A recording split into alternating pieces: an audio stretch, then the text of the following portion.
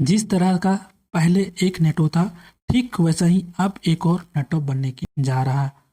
जहां पहले उस नेटो में किसी एक देश पर भी हमला होता है तो वह सभी देशों पर हमला माना जाता है।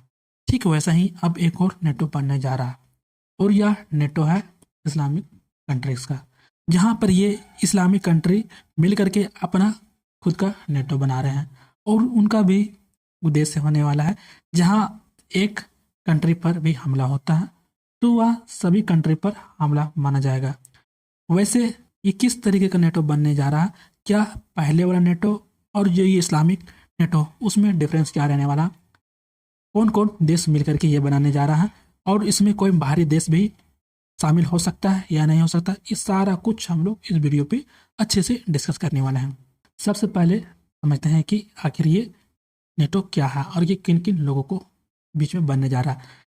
3 देश मिलकर के एक पारस्परिक रक्षा समझौता करते हैं और यह समझौता का नाम दिया जाता है मक्का संयुक्त रक्षा समझौता, जो कि यह एक त्रिपक्षीय समझौता माना जाता है। और जो यह समझौता हो रहा है मक्का में, जहां ये सऊदी अरब के देश में पड़ता है। और इस समझौते में जो कि शामिल है, सबसे पहले ये तुर्की, सऊदी अरब और ये पाकिस्तान के पीएम, ये तीनों मिलकर के अपना समझौता करने के लिए तैयार हो जाते हैं, जो कि इनका मेन उद्देश्य है सबसे पहले तो भाई सामूहिक सुरक्षा। जिस तरीके से नेटो में किसी एक देश पर हमला होता है तो वह सभी देशों पर हमला माना जाता है। ठीक वैसा ही यदि इन तीनों देशों के में किसी एक पर भी हमला होता है तो यह तीनों देशों पर हमला माना जाएगा। वैसे तो अभी ये 3 देश ही यहाँ पर शामिल हैं। दूसरा, यहाँ पर सैन्य सहयोग के लिए भी किया जा रहा, जहां तीनों देशों के बीच में रक्षा सहयोग को और भी मजबूत करना है। हर किसी भी रक्षा, चाहे मिसाइल हो, परमाणु हथियार हो या फिर ड्रोन हो, जो भी है रक्षा सहयोग उसको और भी मजबूती करना, जहां पर सैन्य शक्ति को और भी ज़्यादा बढ़ावा देना, उसे मजबूत करना, रणनीतिक सहयोग को काफ़ी ज़्यादा उसको मजबूत करना है। किसी भी युद्ध होता है या कुछ भी होता है तो उसको काफ़ी भारी मात्रा में अच्छी तरीके से उसको और भी मजबूत करना, ये इनका उद्देश्य है। तीसरा है डिटरेंस, जहाँ किसी भी तरीके से कोई बाहर आकर के हमला कर रहा है लोग तो भाई उसको रोकना, जहाँ संभावित आक्रामक देशों को चेतावनी देना।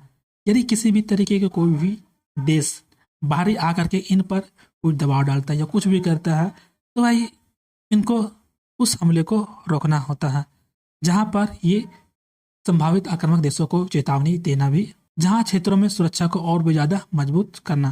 क्षेत्र निवारण, यदि किसी बाहरी देश में किसी तरीके का कुछ भी हमला हो रहा है तो भाई उस हमले को रोकना, उसको समझाना और संभावित आक्रामक देशों को चेतावनी देना किसी भी तरीके को भी गलती कर रहा है तो, और जिससे कि वह क्षेत्र में अपने सुरक्षा को और भी ज़्यादा मजबूत कर सके।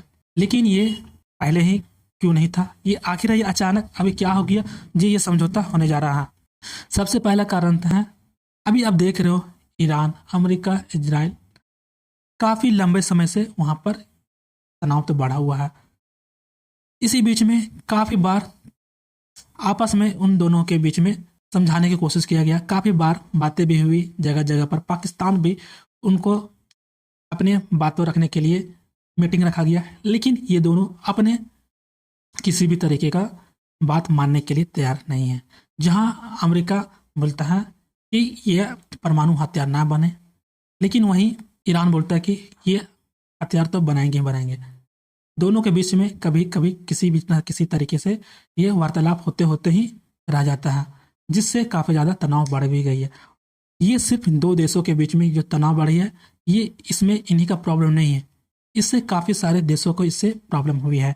अभी दोनों देशों के बीच में जो तनाव हो रही है तो बीच में आ जा रहा है ये हॉर्मुज, जिससे आप समझते हो कि हॉर्मुज का ये रास्ता कितना ज़्यादा इम्पोर्टेंट है। यहीं से सारा कुछ गुजरता है, चाहे तेल हो, गैस हो।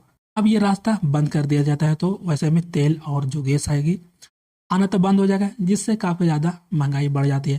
काफ़ी ज़्यादा तेल हो या गैस हो, हर चीज़ का प्रॉब्लम होने लगती है, जिससे कि काफ़ी ज़्यादा परेशानी भी होती रहती है। लेकिन इसी को देखते हुए ये ईरान, अमेरिका और इजराइल बीच में जो संघर्ष हो रहा है, जिससे कि इन देशों की काफ़ी ज़्यादा सुरक्षा की चिंता बढ़ गई है। ये लोग सोच रहे हैं कभी हमारे देश में भी इसी तरीके का बाहरी देश आकर के हमला ना कर दे। वहीं दूसरा कारण है कि अमेरिका सुरक्षा पर अनिश्चितता, यानी अमेरिका से मिलने वाली सुरक्षा सहायता को लेकर अनिश्चितता बढ़ी है। अभी देख रहे हो किसी भी तरीके का कुछ भी रक्षा सहयोग चाहिए या सुरक्षा के लिए कुछ भी चाहिए तो भाई अमेरिका पर ही काफ़ी डिपेंड रहना पड़ता है, जहाँ पर समय पर पर्याप्त रक्षा सहायता ना मिलने की चिंता भी हो जाती है। यदि किसी कुछ भी हथियार चाहिए, अब समय पर वह चीज़ नहीं मिला तो वैसे में काफ़ी ज़्यादा चिंता बढ़ जाती है। उदाहरण के लिए देख रहे हो कि एक डिफेंस सिस्टम की ज़रूरत है और इससे क्षेत्रीय देशों में अमेरिका पर भरोसा कम हुआ। जैसे कि एक एयर डिफेंस सिस्टम की ज़रूरत है तो ऐसे में क्या होता है कि अमेरिका पर निर्भर होना पड़ता है। लेकिन यदि इस तरीके का कोई संगठन बनता है तो वह किसी भी देशों पर संगठन ना हो, वो जिसके पास है मिसाइल वहाँ पर वो अपना दे सकता है, रक्षा समझौता कर सकता है, जिससे कि अमेरिका पर पूरी तरीके से जो भी निर्भर है उसे बच सके और अपने क्षेत्रीय रक्षा विकल्प को काफ़ी ज़्यादा मजबूत कर सके। क्षेत्रीय देशों के बीच में ये सुरक्षा सहयोग को काफ़ी ज़्यादा बढ़ाना ये इम्पोर्टेंट है। इसलिए यहाँ पर ही इस तरीके का संगठन, यहाँ पर ये अभी फिलहाल के लिए सिर्फ 3 देश ही शामिल है। आने वाले समय में बताया जा रहा है कि इसमें और भी देश शामिल हो सकते हैं, लेकिन अभी ये सिर्फ समझौता चल रहा है, अभी पूरी तरीके से बात बनी नहीं है। जैसे ही बात बनती है और इससे रिलेटेड कोई और भी खबर आती है तो मैं आपको जरूर ला करके दूंगा। अभी फिलहाल ये अपना इस तरीके का समझौता करने के लिए तैयार है। वैसे इस विषय में आप क्या सोचते हैं? क्या ये नाटो जब बनकर तैयार होगी तो वाकई में इस तरीके का एक सफल नाटो जिस तरीके से था उसी तरीके से ये नाटो सफल हो पाएगी या नहीं? अभी ये नाटो बनने में थोड़ा समय लगेगी, क्योंकि भाई एक नाटो बनने के लिए उसका मुख्यालय होना चाहिए, इसका कहना है इसका भी किसी तरीके को कानून सेलेक्ट किया गया, हर चीज़ अभी इसमें अभी होना बाकी है।